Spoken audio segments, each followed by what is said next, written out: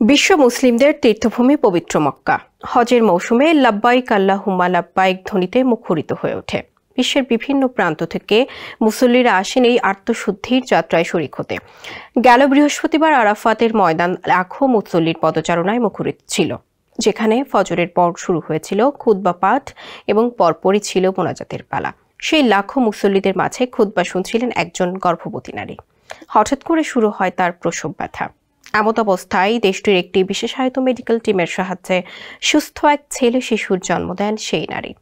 সৌদির বিশেষ কর্মসূচির অংশ হিসেবে 100 দেশের 2443 জন হাজিদের মধ্যে ছিলেন তিনিও একজন। এবার সৌদি আরবে হাজিদের মাথার উপর ছিল এআই এর চোখ। আর এটা ওইটা না, কাপড় ধোয়ার একটাই সলিউশন, চাকা অল ইন ওয়ান। হজযাত্রীদের সুবিধার্থে সব ধরনের মানবিক ও প্রযুক্তিগত সম্পদের পাশাপাশি ছিল বিশেষায়িত মেডিকেল টিমের ব্যবস্থা।